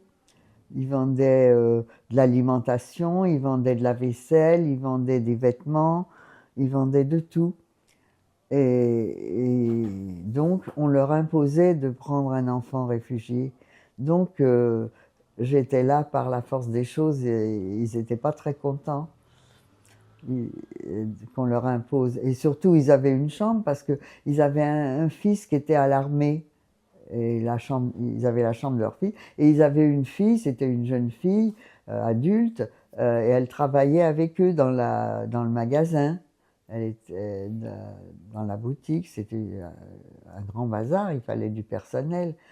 Et puis, ils n'étaient pas très très gentils avec moi. On me faisait sentir que oui, que c'était une obligation. Oui, voilà, on me le faisait sentir. Ils ne me battaient pas, hein, j'étais pas Cosette quand même.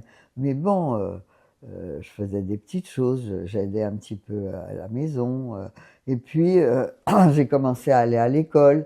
Et puis, comme les gens du village se moquaient de moi parce que j'avais un accent, c'est moi qui avais l'accent. J'avais un accent parisien. Ah oui, je parlais comme à Paris. Eux, ils avaient un accent vaudois de chez eux. Ils se moquaient un peu de moi.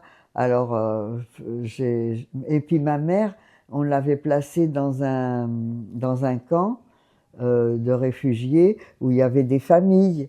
Et alors, comme elle était toute seule, elle n'avait pas de mari, elle dormait dans un dortoir. Et les bébés, on les mettait dans une pouponnière. Elle n'était pas dans sa chambre. La nuit, le bébé était dans une pouponnière. Et puis, les parents avaient des corvées. Ils devaient faire éplucher les légumes. Dans ce camp, c'était presque tous les réfugiés qui faisaient tout. Ils épluchaient les légumes, ils faisaient cuire le repas. Ils servaient à table, ils desservaient, ils nettoyaient le réfectoire, ils nettoyaient les chambres. Enfin, ils avaient à tour de rôle. Ils avaient un emploi du temps et de temps en temps, ma mère, elle était chargée de la pouponnière. Il fallait qu'elle reste à la pouponnière. Des fois, elle dormait à la pouponnière quand c'était son tour. Et des fois, elle dormait dans son lit, dans le réfectoire. Alors, moi, j'avais le droit d'aller la voir une fois tous les 3 mois. Et alors, quand j'avais le droit d'aller la voir, c'était comme ça, où elle avait le droit de venir me voir, si la dame chez qui j'étais lui donnait l'autorisation. Sinon, c'est moi qui allais la voir. Alors, c'était loin, il fallait que je prenne des transports. La dame, elle voulait pas que ma mère vienne. Je sais pas pourquoi, elle voulait pas. Alors bon, c'est moi qui devais y aller. Alors, il fallait que je prenne un train, après un autre train et un funiculaire, parce qu'elle était dans la montagne, son camp. Alors je montais au funiculaire et j'allais la voir. Je restais 3 jours. Tous les 3 mois, j'avais 3 jours de permission. Alors, quand j'ai été voir ma mère, la dame chez qui j'étais, elle m'a... Vous savez, à l'époque, en Suisse, il y avait des tickets. On mangeait, ils avaient des tickets de rationnement, comme en France. Oui, aussi, oui. Alors, elle m'a donné un ticket de chocolat. Et elle m'a dit, si ta mère, elle n'a pas les moyens d'acheter le chocolat, tu me ramènes le ticket. Alors qu'elle vendait du chocolat. Elle en avait dans sa boutique. Mais elle ne me l'a pas donné, une plaque. Et pourtant, elle savait que c'était une femme malheureuse, ma mère, qu'elle n'avait pas de gros moyens. Et puis, bon, elle m'a donné le ticket. Et puis, c'était au mois de juillet, il faisait très chaud. Elle m'a donné un chapeau de soleil qu'elle vendait dans le magasin. Elle m'a donné le chapeau de soleil. Alors, quand je suis arrivée chez ma mère, j'avais un chapeau de soleil et j'avais un ticket de chocolat. Ma mère, elle avait quelques économies, elle a acheté la plaque de chocolat. Donc, on a pu manger. J'en ai donné un petit peu à ma petite sœur qui commençait à être grande. Elle commençait à marcher, mais elle me reconnaissait pas. Elle voulait pas venir avec moi, elle me connaissait pas. Alors, au bout de 3 jours, elle me connaissait après. Après, elle pleurait parce que je voulais m'en aller. C'était comme ça. Moi aussi, je pleurais parce que je m'en allais. Ça me plaisait bien de rester avec ma mère. Vous êtes resté longtemps dans cette situation? Alors, je suis restée là environ 6 mois chez ces gens. Et comme je me plaignais, ma mère, elle a fait une demande qu'on me change, qu'on me laisse pas là. Alors, on m'a mis dans un home d'enfants, où j'étais dans un home où il y avait que des enfants réfugiés comme moi, dont les parents avaient été déportés. La plupart étaient juifs, parce que c'était dans un chalet, c'était à la montagne. Avant la guerre, c'était un chalet où les gens venaient faire des sports d'hiver.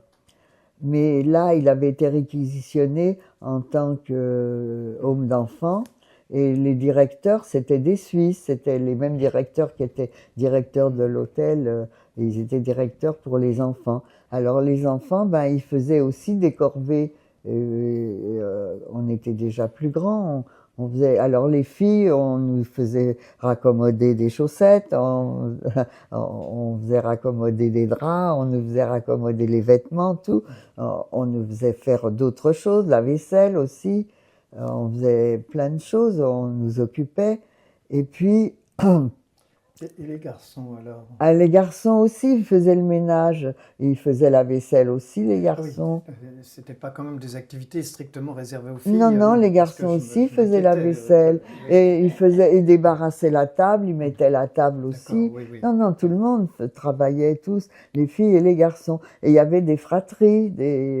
J'avais une copine qui avait un grand frère et un petit frère. Ils étaient 3 enfants là, dont les parents. Alors beaucoup avaient déjà les parents déportés, hein. Moi, j'avais que mon papa déporté. J'avais la chance d'avoir ma maman. D'autres n'avaient plus du tout de parents.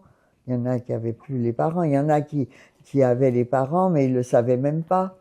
Ils le savaient ces plus. enfants qui étaient seuls, vous savez comment ils étaient arrivés jusqu'en Suisse? Par la Croix-Rouge, par l'OSE. L'OSE faisait traverser des enfants. Il y avait les EI. Les EI, c'était les éclaireurs juifs, les éclaireurs israélites. Ah oui. Ils faisaient aussi traverser des enfants en Suisse comme ça.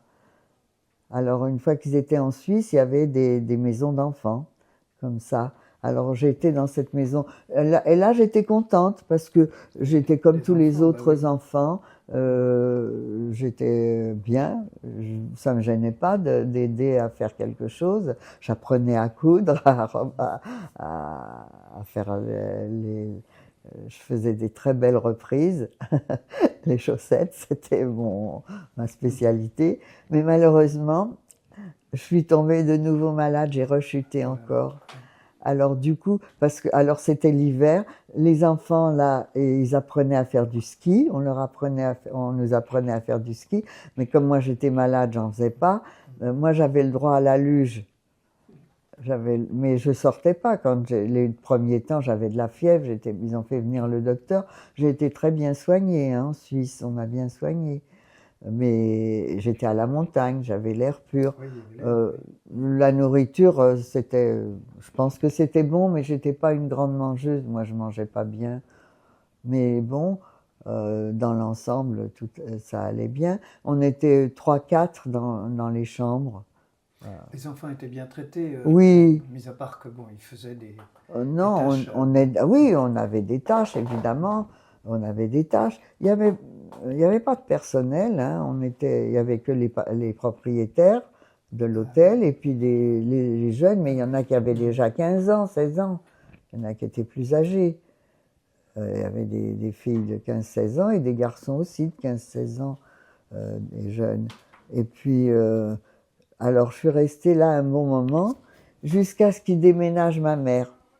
Ils ont changé de place, ma mère, ils l'ont envoyée en Suisse italienne. Alors du coup, moi, pour pas être trop loin de ma mère, ils m'ont envoyé dans un autre, dans un centre, c'était une genre d'école, d'un internat juive, une école juive. Alors, j'étais pas heureuse parce que c'était religieux. Et moi, je connaissais rien à la religion. Je savais pas faire les prières ni rien du tout. Il fallait apprendre. Puis j'apprenais pas bien, je connaissais pas. Alors ça m'était difficile. J'étais mieux quand c'était laïque. Mais bon, on m'a mis là parce que c'était plus près de où était ma mère, où elle vienne me voir ou que j'aille la voir. Et c'est pareil, le directeur, il fallait qu'il donne l'autorisation à ma mère. Et lui non plus, il voulait pas qu'elle vienne. Il fallait que ce soit moi qui y aille. Alors c'est pareil, il fallait que je prenne un car pour aller jusqu'à la gare, après un autre train. Enfin, c'était compliqué jusqu'à ce que j'arrive à la voir. Et puis là où elle était, c'était très joli. Il y avait une espèce de ruisseau qui tombait en chute. C'était la montagne, c'était très beau. Et puis ma petite sœur, elle s'était échappée et elle avait perdu ma mère. Tout le monde la cherchait et ils avaient peur qu'elle soit tombée dans cette rivière, qu'elle soit emportée par le courant parce que c'était comme une chute. Alors, elle était au bord de l'eau, elle ramassait de l'herbe, elle grignotait, elle était se promener. Elle était partie. On l'avait pas bien surveillée. Enfin bon, c'est des anecdotes. Et votre mère est restée en Suisse? Elle est restée en Suisse, Jusqu'à la on fin de était la jusqu'à guerre. la fin de la guerre, oui. Alors, à la fin de la guerre, on n'a pas eu le droit de revenir tout de suite, hein. Le 8 mai 45, on était très contents, on a été informés évidemment. Et quand, alors il a fallu attendre, chacun rentrait en France à tour de rôle. Nous, on a été rapatriés fin août 45 seulement. Je suis restée en Suisse jusqu'à fin août 45. Et fin août 45, on est revenu. Et alors, on est rentré à Paris. À Paris, on a retrouvé notre logement tout vidé. Et alors, on avait une voisine qu'on connaissait, qui avait survécu à la guerre, qui était là avec son mari. Et elle nous a donné notre premier repas. Elle nous a invités à manger chez elle, le premier repas. Et après, bon, ben, petit à petit, la mairie nous a donné des meubles en bois blanc, vous savez, un buffet, une table, quelques meubles pour résister. Enfin, c'était pas facile le retour non plus, très difficile. Mais Oui. Et comment vous êtes réadapté? eh bien, ma mère, elle a essayé de travailler, mais pour elle, c'était difficile. Elle ne pouvait pas faire ce que mon père faisait, aller livrer toutes les semaines, chercher le travail, elle n'y arrivait pas. Et puis, elle pouvait faire les finitions. Alors, un petit peu, elle faisait, mais elle gagnait pas grand-chose. Euh, alors, on avait ma petite sœur, elle l'avait mise chez une nourrice. Elle était placée chez une nourrice en province, en Vendée. Elle Pour était pouvoir travailler. pour pouvoir être libre. Et puis moi, j'étais grande, alors j'étais à la maison avec elle et j'ai recommencé à aller à l'école. Alors là, j'ai été à l'école plus régulièrement parce que j'avais pas été à l'école, pour ainsi dire, pendant toutes ces années, un mois par-ci, un mois par-là. J'avais pas fait grand-chose. Alors j'ai recommencé à aller à l'école. Et puis ma maman s'est remariée et avec un monsieur qui avait perdu une femme et une fille, mais il avait encore deux garçons. Ça fait que de fille unique, tout d'un coup, j'étais l'aînée d'une famille nombreuse. On est devenu 4 enfants. Alors, elle travaillait pas, elle était à la maison. C'est mon beau-père qui travaillait, et qui subvenait aux besoins, mais on n'était pas très aisés non plus. Alors, je me suis mariée assez jeune. Mais à l'époque, ça se faisait, mais je travaillais déjà. J'ai été à l'école jusqu'à 18 ans, j'avais fait un brevet de comptabilité. Vous avez eu des enfants Oui, et vous leur avez parlé de cette période-là, vos oui, enfants? beaucoup, oui. Bah, j'aurais parlé beaucoup, oui. Oui. Mais ils n'aimaient pas trop écouter. Ah oui. Ils ne voulaient pas trop m'écouter. Hein, j'ai eu une fille et un garçon. Et malheureusement, j'ai perdu mon fils il y a quelques années. Et ça, c'est un peu le drame dans ma vie. Et donc, moi, je sais ça par mon ami Claude Smadja. Hmm. Vous avez participé au travail Oui. de Alors, l'association École de Tlemcen. j'ai connu Étienne Raximov. C'est lui qui est là-bas. Oui. Et lui, c'était un résistant. Il avait la Légion d'honneur d'ailleurs. Et il était dans la résistance à FTP-MOI. Il était avec son copain qui faisait aussi partie du comité Tlemcen, Jaco Smulevich. Oui, je l'ai bien connu, Jaco, oui. Vous l'avez connu. Oui. C'était le meilleur copain d'Étienne, c'était son copain d'enfance. Et c'est avec lui qu'il est rentré à la résistance, tous les deux, ils ont fait la résistance ensemble. Ils étaient à Lyon ou Grenoble? À Grenoble. Oui. Oui, il était à Grenoble. Alors, quand au début qu'on a parlé, il avait des copains de la résistance donc qui ont été tués, qui allaient à l'école avec lui. Alors il voulait un souvenir, et c'est comme ça qu'on a créé les enfants qui ont été déportés, qui n'avaient pas de sépulture, et qu'on a été faire dans les écoles, mettre des plaques. Et on a commencé donc dans le 20e, et c'est comme ça que j'ai travaillé avec lui, parce que c'était mon compagnon. Vous n'avez pas été scolarisé dans cette école? Non, pas du tout. Moi, j'étais dans le 5e. Voilà. Oui. Non, j'ai habité dans le 5e. Je suis revenue après la guerre dans le 5e, et j'étais à l'école dans le 5e. Non, j'étais scolarisée là-bas. Mais comme on est venu habiter ici, et Étienne était du 20e, donc j'ai travaillé avec lui, et je suis toujours la trésorière du comité Tlemcen. Ça fait, je sais pas, 27 ans, depuis 97. Vous pouvez nous en dire deux mots de cette association? Alors, on a été donc les premiers à essuyer les plâtres, hein, parce qu'au début, on ne savait pas trop comment faire. Alors, on a fait comme ça, improvisé, pour poser les plaques, on ne savait pas comment. Alors, avec un autre copain qui travaillait à la mairie, Henri Malberg, je sais pas oui, si je l'ai connu. Oui, vous l'avez connu. Henri Malberg, il était à la mairie, et il nous a introduits à la mairie. Il y avait donc Étienne qui est allé, il y avait Rachel à l'époque, il y avait Jedinac, oui. Puis il y avait d'autres copains qui sont plus là maintenant, et qui sont allés en groupe, et on nous a expliqué qu'il fallait qu'on crée une association. Et alors, le monsieur Tibéri, qui était à l'époque le maire de Paris, quand on a commencé à poser des plaques dans les mairies, et donc la mairie a participé aux plaques extérieures, et nous, chaque arrondissement a participé aux plaques intérieures. Ah oui, les plaques extérieures, c'est la mairie, c'est l'hôtel de ville. Oui. Et les plaques intérieures, c'est les mairies, arrondissements. Oui, d'arrondissement. Avec les noms. Avec tous les noms des enfants. Les noms et les âges, oui. Alors, on a fait ça. Donc, on a commencé à avoir tous le même pompe funèbre. D'abord, on a recherché beaucoup dans les livres d'école, dans les registres. On a recherché tous les noms qui n'étaient plus rentrés à la rentrée d'après. On a recherché. Avec le livre de Klarsfeld, son mémorial, on a fait des comparaisons pour voir s'ils avaient bien été déportés, s'ils figuraient dans son livre. Alors, c'était un travail très difficile, mais on était très nombreux à l'époque.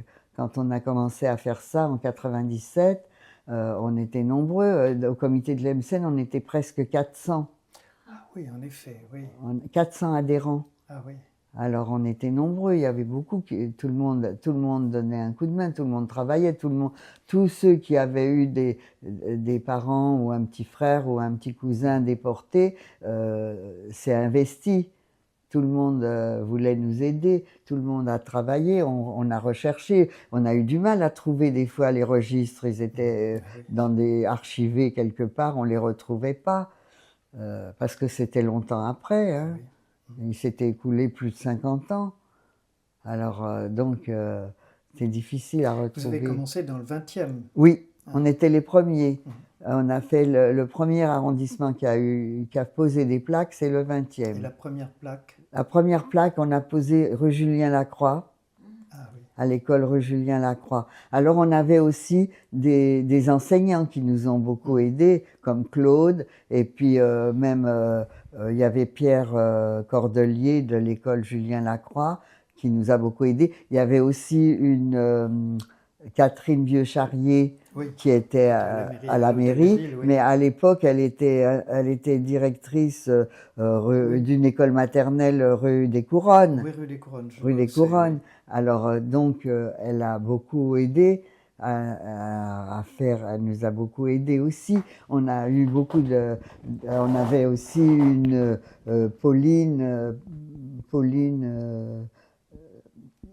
Carasso, maintenant, on a son mari qui est là, maintenant elle est décédée, mais elle était institutrice et elle emmenait les enfants voir des films qui concernaient la déportation. Elle avait un arrangement avec le cinéma, le MK2 à Gambetta. Alors, elle emmenait les enfants au cinéma pour me leur montrer des films.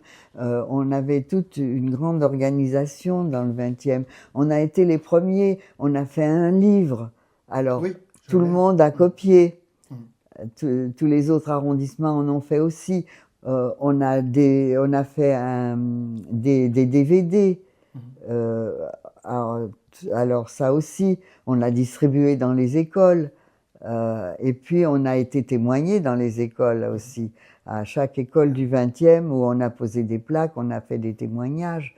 Ça, et là, ce que le comité Tlemcen a fait, je trouve ça extraordinaire, hein, parce que tous ces enfants qui auraient disparu en fumée. Hein, alors, voilà. Justement, là, on a eu le problème des enfants qui n'avaient pas été scolarisés. Alors, ceux-là aussi, il a fallu les retrouver. On a fait des stèles avec leurs noms dans les squares. Alors, nous, on en a eu beaucoup, hein. 133 noms au square derrière la mairie, là, Vaillant. On a des plaques dans tous les arrondissements, il y en a. Et vous savez, c'est important, hein, parce que bon, les gosses le voient, les instituteurs le montrent, parce que à l'école, ils le voient plus. Les enfants vont à l'école, ils savent même pas pourquoi il y a ces noms dans l'entrée. Je pense que les instituteurs doivent le dire, expliquer. Mais non, il y en a des fois qu'ils savent même pas. On est obligé, nous, quand on fait le témoignage, on leur dit. Ils n'avaient pas vu, ils passent sans voir.